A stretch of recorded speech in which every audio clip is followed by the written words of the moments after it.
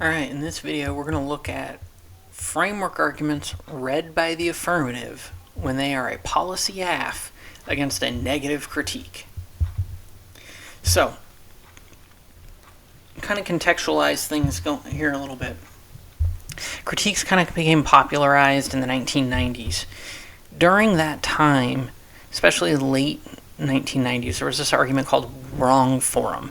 And that was sort of, back in that day, the framework argument that was being made all the time. And it was kind of known as LD is down the hall. If you want to debate about critique stuff, about philosophy stuff, go find an LD tournament to go to.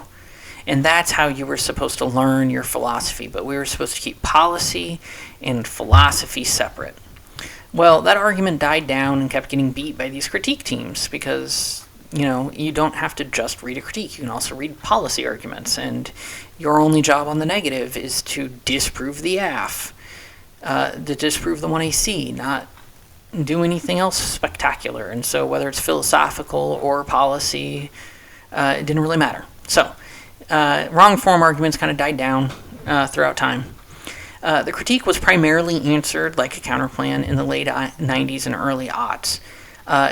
Part of the reason that this was the case is because dispositionality was the norm. This helped as well. So if you didn't want to answer a critique, but the critique linked to the counterplan that was read, you could use dispositionality to stick the negative with a counterplan and make that the debate. So 2AC choice allowed these things to sort of filter down to make it so that that was the case. And therefore, a lot of teams just kind of answered it like a counterplan because they could choose to answer it or not choose to answer it. And so it kind of made that the norm. You allowed it to happen. Well, eventually, negatives responded to that trend, and they started with the big development of not my alt. So during this time, a lot of the ways you answered a critique like a counterplan is you said the author was bad, the author was sexist, the author is wrong about something, the author is bad, the philosophy is bad, the philosophy has problems. Here are all those things that are there. However, but what happened in kind of the mid-aughts to late aughts is that K teams got really good on the negative of being like, yeah, that's not my alternative. And they just knew the literature so much better than the other team that they were able to be like, yeah, your argument as to why X author is bad might be true, but that doesn't apply to our alternative. And there's no reason why X author being bad indicts the entirety of the criticism. That criticism still stands and still is true. And that doesn't apply to our alt, so no link. And this became a really devastating argument. And so what kind of happened and coalesced around with that, as teams were not being able to answer it like they did in the 90s and 2000s with just answering it like a counterplan, is that affirmative started reading a framework argument. And that framework argument was a response to not my alt. And what that meant was that they get to weigh the policy AF. And the one framework argument that was very popular was must defend a legitimate government counterplan or the status quo. That was the interpretation. And it fell out of favor in the late 2000s until about 2018-ish, until it kind of got revived during that time. So the purpose of an AF reading a framework argument is three reasons. One, you could potentially win the debate. It's just like any other theory argument. If it's mishandled, if it's not answered correctly, there is a chance, not as much anymore as there used to be, but there is a chance that you can win the debate on framework argument. They cheated, that's bad, vote against them. Much like a topicality debate, or a conditionality bad debate, or a picks bad debate. Very similar in that sort of avenue and realm. Second reason that they would read a framework argument is to use it to ensure they get to weigh the AF. So even if they're getting beat in a lot of different areas of the affirmative, their argument was even if you don't reject the team, you should still allow us to weigh the advantages of the affirmative against the critique impact. And that argument was made in order to be able to ensure that you could have impact calculus later in the 2AR. And this framework argument definitely assumes that you're legitimate policymakers, that you are people who make policy and that's how the debate should be thought of.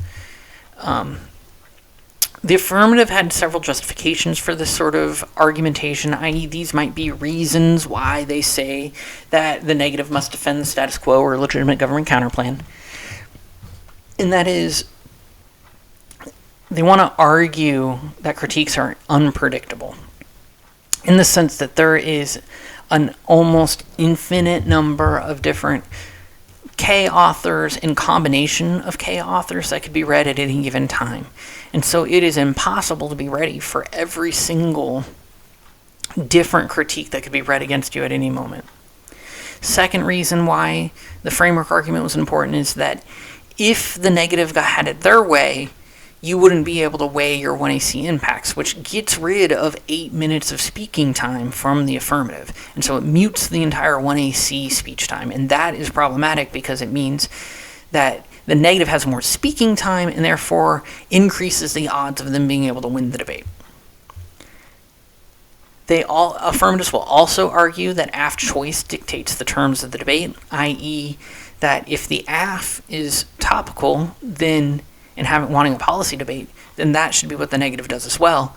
And if a critique team is affirmative, they get to set the terms of the debate and they get to have a critique debate instead of having a policy debate, which was a tricky argument that people would make a lot of the time, to be able to say that, you can do your critique stuff, just do it when you're affirmative, so that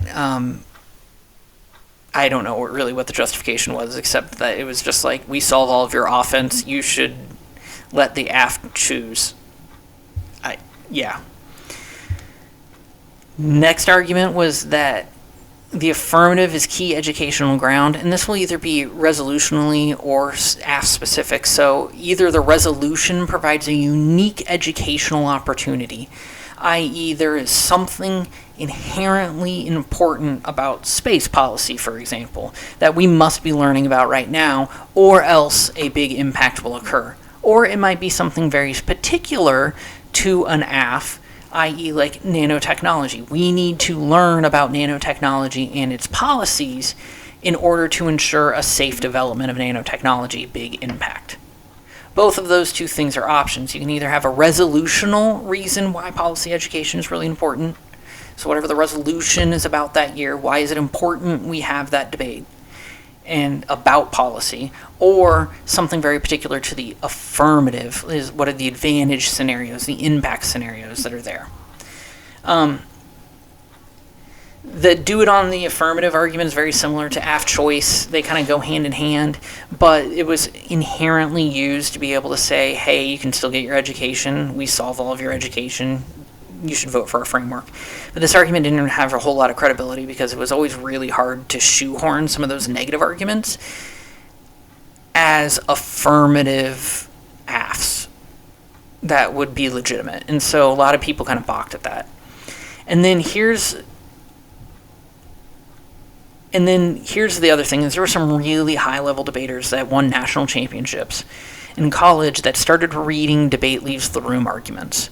And so they would read reasons why either their apocalyptic rhetoric, their discussions of nanotechnology, their discussions of climate change, their discussions of nuclear weapons policy all influenced policymakers and created real-world change. And so those debate leaves the room cards were used as reasons why the AF still had solvency, i.e. they should still be able to weigh the impacts of their AF, because the way they advocate and the things they learn about to become good advocates ensures real-world change, and that Congress would actually change policies in order to prevent these impacts. And so those cards were used to leverage against framework arguments to say that policy education leads to real world change, and it's not just some sort of fairness argument, but we can actually produce good things for the world And so we should still be able to weigh our AF even if they have a counter framework. So let's pretend you're negative right now and you've read a critique and someone has read a framework argument against you. Your key here is that you're going to prepare an even if scenario. You want to have your own counter framework argument, and even if they do win their framework argument, your critique theory, i.e. your literature base, whatever that literature base is, shows how them linking link turns or problematizes their policy making. And so their policy making won't actually work and won't actually solve the impacts that they're trying to solve. A lot of times, teams, coaches, judges will think that there's some sort of artificial separation between the theories that critiques are making and the impacts that the 1AC is having. And so for a lot of critique literature, you are able to argue that you link turn or prove how the affirmative can't be able to solve their arguments even if they won their policy-making framework. And so that leads to number 2, which is you want to have a coherent reason why linking triggers the policy-making to change the outcome of that policy-making. So language creates reality. If it is true that we have read arguments that say that the way you understand policy is problematic, and you discussing those things in that way shapes how that policy gets implemented, it triggers all the bad things that we are talking about with our criticism. And so that's one way that you would be able to sort of get a coherent reason why linking triggers policy making bad arguments to sort of take place. You also want a counter framework. A lot of times these are going to say that we don't have our hands on the levers of power, and therefore the quality of the education is all that matters. Fairness does not. It's all about the quality of the education. So what makes education quality is dictated by the definitions in the lit basis. Is it activism? Is it scholarship? Is it having a correct theory of power? All of these things become sort of the framing as to what kind of education we should be consuming and striving to consume inside of debate rounds. And also, there are times, and so I'll say often, that counter frameworks will oftentimes have a function or even be explicitly looking like a role of the ballot argument. So we'll say something like, the role of the judge is to vote for the team that best produces the anti-oppressive scholarship, anti-oppression scholarship. Or the role of the ballot is to vote for the team that best does whatever your literature says is really good, being anti-capitalist. Vote for the team that does the most advocates for the most anti-capitalist reform or most anti-capitalist action, right? Like that is something that counter frameworks will oftentimes have embedded inside of there or make it explicitly. Now, the answer to that argument in particular, so if you were thinking back, if you're affirmative, you're going to say, no, role of the ballot is to vote for the team that did the best debating. All other roles of the ballot are self-serving because they're specific to a lit base, and so obviously they're going to be ahead in that sort of scholarship and ahead in that sort of role of the ballot, and it's just sort of a sneaky way to say that they should be able to win. Think about role of the ballot sort of like as an impact magnitude shift.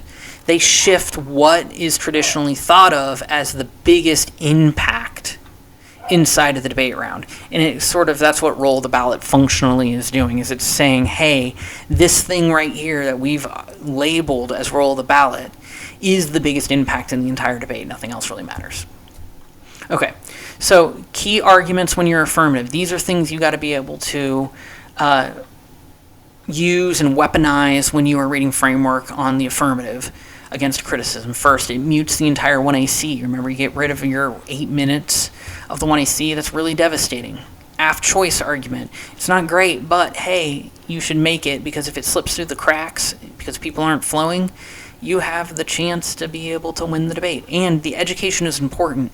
Remember, the big development that occurred in the late aughts that made these sort of framework arguments go away for 10 years was that debate leaves the room. And when you started having those specific cards as to why debate leaves the room, and you still get to access your policy making because of the education that is presented and performed in the debate, that it made education important arguments. This education is good because it does influence the people who are in charge of our country and does influence what they do. And that is why we access our 1AC impacts. And so we still solve for our affirmative. And those sort of arguments, along with other education important arguments, like, hey, topic education is good to prevent X thing, those are all reasons why that sort of education is good. And you should leverage those a lot because it answers a lot of negative counter frameworks. Or if you didn't read a framework argument in the 2AC and the negative red one in the block, these education good cards are really good to leverage against their framework arguments, oftentimes. So if you're negative and you've read a critique and someone has read a framework argument against you, remember this. The 1AC is the locus of the debate. The critique is against the 1AC, not the topic. The AF chose what to put in their 1AC, and so they must be ready to be able to defend it. If they can't defend a particular thing, they should read a different AF. This is the argument that made these AF framework arguments go away in the late aughts. They went away because we learned that we can still have access to policymaking by reading those cards.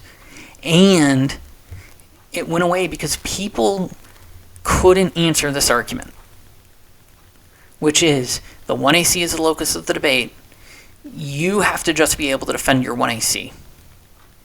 There's nothing unfair about this. You chose what to defend. Not our fault you aren't ready to defend your 1AC. Your 1AC feared death. You should be able to defend that death is bad. Your 1AC defended the use of rights. You should be able to defend against criticism against rights and the idea that rights don't exist. You have to be able to defend what your 1AC is. And so make sure when you are negative and someone has read a framework argument against you that you are framing your arguments under this sort of umbrella of you picked what you wanted to defend, so just defend it. And it will make a lot of these arguments go away. Another sort of argument that can be good when you are negative on these framework debates is you can say debate doesn't leave the room. The only relevant thing is education. And then you can nuance how that education influence or doesn't influence policymaking, and whether it gives the 1AC and the affirmative team access to solvency or not. Because some teams literally will just stand up and be like, you don't have your hands on the levers of power, nothing you do will be able to change Congress's mind about these policies. You can't solve your own impacts. Done. And then you need to be able to make sure when you're negative, reading a critique, that to put yourself in a position so that even if they win their framework argument, that they should be able to weigh their AF, that your critique implicates how policymaking takes place, and is able to sort of articulate why they should still not win the debate, even if they win their framework argument.